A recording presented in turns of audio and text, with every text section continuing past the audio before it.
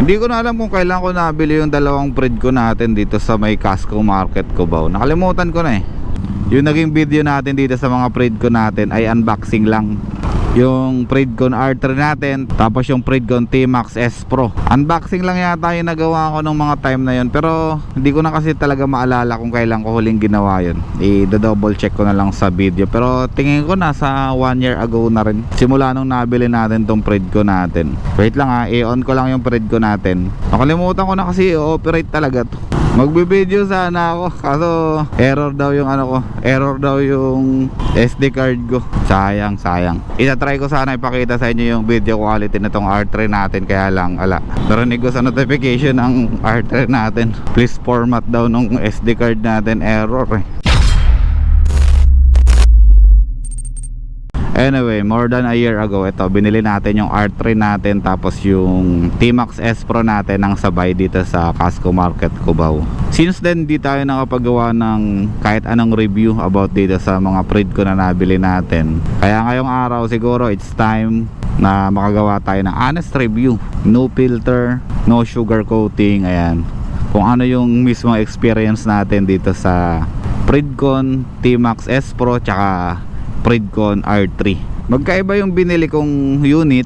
Yung isa kasi plan ko pang video sa mga wet season, for example umuulan, bumabagyo, ganyan. Plano ko siyang gamitin ng ganon. Kaya pinili ko yung R3, tapos ang ganda na rin ng review nung R3 pagdating sa kanyang audio nung time na bibili ako. So nag-research muna ako kung ano yung kaibahan ng R3 tsaka R1 that time. So ayun, nakapag-decide ako, R3 bibiling ko para sa akin, which is 8,000 pesos that time. Hindi ko alam kung magkano na ngayon. Tapos yung para sa OBR ko ay Predcon T-Max S Pro na tigti 3.5 yata yun, kung hindi ako nagkakamali. Ayun, doon tayo nag-settle.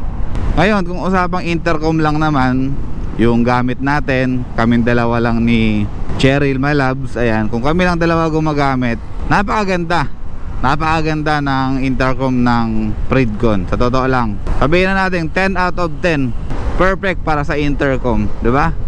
10 out of 10 yan kung intercom lang naman yung pag-uusapan natin. Kaya ako nasabing ganon kasi ang intercom dapat tumatagal, okay? So ibig sabihin dapat maganda yung battery, matagal malowbat. Kuha ng Predcon yan, Predcon intercom. Itong gamit namin, R3 tsaka T-Max S Pro. Yung clarity ng boses, ayan, napakaganda rin, napakalinaw. Wala ka nang hahanapin pa. Yung noise reduction niya, napakaganda rin. Wala kang maririnig na kaluskos, wala kang maririnig na hininga. Sa mga normal breathing lang natin, wala kang maririnig. Wala kang maririnig na parang annoying sound sa tenga mo. Kasi syempre ang tagal mong suot yung helmet mo, tapos ang ingay ng intercom mo, ang pangit naman ng ganun, diba? So yung Predcon, walang ganun. Walang maingay, walang kaluskos, walang mga unnecessary sound. Kaya sabi ko sa inyo, talaga napakaganda ng Predcon intercom. Yan, kung intercom lang pag-uusapan natin. Pero to be honest sa inyo, yung intercom ko, kaming dalawa lang ang gumagamit. Kaming dalawa lang yung nagko-connect ni Cheryl. Kasi yung mga kagrupo namin sa rides, hindi rin naman sila naka-Predcon, naka-ibang brand sila. Ibig sabihin, hindi ko rin nagagamit yung intercom ko sa mismong mga ka-group ride natin. Ngayon, sa part na yun, hindi ko masasabi yung quality ng intercom kasi moving na yung moving na yung mga kasama natin pag ganun. Tumatakbo sila, tumatakbo rin ako. So yung signal nun, hindi ko alam kung nagbabago or nagkakaroon ng mga interference. Kaya stick muna tayo dito sa intercom natin ng kaming dalawa lang. Yung part na group ride, saka na natin yun i-discuss siguro pag meron na ring intercom yung mga kasamahan natin na Predcon. Kasi kapag ibang brand, one connection lang yung Predcon, tapos yung ibang brand. Pero pag all Predcon, nasa anim na Predcon intercom yung pwedeng mag-connect. Anyway, alis na tayo dyan sa usapan na yan. Di pa natin nasusubukan yung ganyan. Ang plano nga namin, mag-intercom kami lahat, naka-Predcon, tapos lahat ng OBR magkaka-connect, lahat ng driver magkaka-connect. Yun yung pinaplano namin para, kasi syempre bahala na sila mag-chismisan sa mga sarili nila. Huwag na tayo isali kasi iba yung iniisip natin kapag nagda-drive tayo. Okay, so alis na tayo dyan sa usapin na yan. Saka na natin pag-usapan yan. Ulitin ko, 10 out of 10 pagdating sa intercom, kung dun lang naman natin gagamitin. Ngayon, may isa pa akong magandang comment dito sa Predcon. For example kasi 'di ba, nasa office si Cheryl, tapos tumatawag ako sa cellphone niya, ayan, ganyan. Gamit ko yung intercom, naka-bluetooth ako, tapos siya naka-loudspeaker sa cellphone niya sa office. Tinatanong ko siya kung kumusta yung dating sa kanya nung boses ko, kasi naka-open yung visor ko, tapos tumatakbo ako ng mabilis. Siguro tinatry ko mga 60 hanggang 80, tinatakbo ko ng mabilis, naka-open yung visor ko. Tinatanong ko siya kung kumusta yung clarity ng boses ko pagdating sa cellphone niya. Alam niyo kung ano yung sabi niya? Wala siyang naririnig na kahit anong hangin, wala siyang naririnig na kaluskos, wala siyang naririnig na hininga ko. Kasi ganun nga yung kasi yun yung kagandahan dito sa Predcon. Talagang sobrang linis, sobrang clear ng boses ng gumagamit. Kaya natutuwa din ako na ito talaga yung nabili ko, yung Predcon na brand. Other than that, yung ibang features ng R3 hindi ko na nagagamit. Yung features ng T-Max S Pro, for example, yung tawag nito, yung Bluetooth, nagagamit ko naman yung Bluetooth niya pag ako yung gumagamit ng helmet. Pero mostly ang gamit lang namin sa Predcon ay intercom lang talaga. Mostly majority ng gamit namin dun sa T-Max S Pro ay for intercom lang talaga. Kahit itong R3 ko, for intercom lang talaga. Nung bago ko lang to nagagamit yung video, yung music sharing niya, ayan. Nung bago ko lang siya ginagamit, nung mga mga ilang buwan na nakalipas, hindi ko na siya nagagamit. Ibig sabihin, yung ibang features nitong R3 ko, useless na. For example, yung music sharing natin, ayan, hindi ko naman niya nagagamit kasi hindi naman kami nagsa-sound trip kapag nagda-ride kami. Alam mo yung bakit? Distraction kasi yon. Distraction yung music kapag nagda-drive ka. Yung sense of hearing mo medyo nawawala pagdating sa driving. Kasi syempre, pag nagda-drive tayo, kailangan natin yung tenga natin, kailangan alert tayo. So hindi ko na yan ginagamit kasi delikado yan. Ayaw ko may distraction sa driving ko. Yung camera nito, yung camera ng R3, hindi ko na rin siya nagagamit. Alam niyo kung bakit? Sobrang pangit ng ginawa dito ng Predcon. Alam nyo, kaya ako binili yung Predcon, sabi ko sa inyo kanina, gawa nung gusto ko yung meron akong alternative na camera. Alam nyo tong R3, kapag bumaba na ng 60% yung battery ninyo dito sa Predcon, hindi na kayo makakapag-camera. Puro intercom na lang, music, tapos Bluetooth, yan na lang. The rest, madi-deactivate na yung kanyang camera feature. Wala na yon.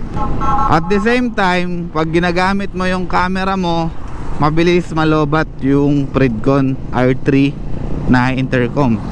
So hindi siya advisable. Kasi kung magka-camera ka, tapos malolobat din yung intercom mo, useless na.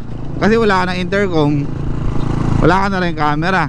So ang ginagawa ko, hindi ko na talaga ginagamit yung Predcon natin pagdating sa camera. Kasi meron naman din akong GoPro, itatago ko na lang kapag maulan. Ganun na lang yung ginagawa ko. Ang kagandahan lang sana sa Predcon R3 ay waterproof. Tapos maganda na rin yung kanyang audio. Medyo basag pero hindi na siya kagaya nung audio ng R1 na sobrang basag talaga ng tunog. Yung video ng R3 tsaka yung audio ng R3 napakaganda na. Meron na siyang stabilizer, tapos yung audio niya clear na rin, tapos wala na rin siyang yung parang nasasagap niya ng mga hangin-hangin. Wala na siyang ganun. Wala na siyang nasasagap ng mga ganong negative na sounds or yung mga masasakit sa tenga. Yun nga lang, sobrang downside talaga. Parang dismayado talaga ako dun sa part na to ng R3. Actually gusto ko na to ibenta nung nakaraan pa para bumili ako nung T-Max S Pro. Kaya lang sabi ko sayang naman, baka sakaling may mapaggamitan pa akong iba pagdating dun sa camera. Pero tingin ko wala na, kasi ayan, may plano na rin tayo bumili ng bagong GoPro na GoPro 10. Tapos may plano rin tayo bumili ng 360. Ayan. So ito, magiging useless na sa akin yung camera nito. Kaya magiging na lang talaga to, intercom na lang talaga. Ang isa sa kagandahan din dito sa R3 ay yung battery niya, yung battery life niya kung hindi mo gagamitin yung camera. 2 weeks or 3 weeks yung ginagamit yung intercom ko. Intercom lang ha, puro intercom lang. Ang tagal ko bago mag-charge nitong R3. Yung 3 weeks na yun, hindi pa ano yun ha, hindi pa lobat talaga yun. Siguro bumaba lang ng mga 60% yun. I-charge ko na ulit. Kasi sobrang tagal niya bago malobat. Yun yung pinakakagandahan din sa kanya. Malaki yung ano, mahaba yung battery time niya, mahaba yung talking time niya.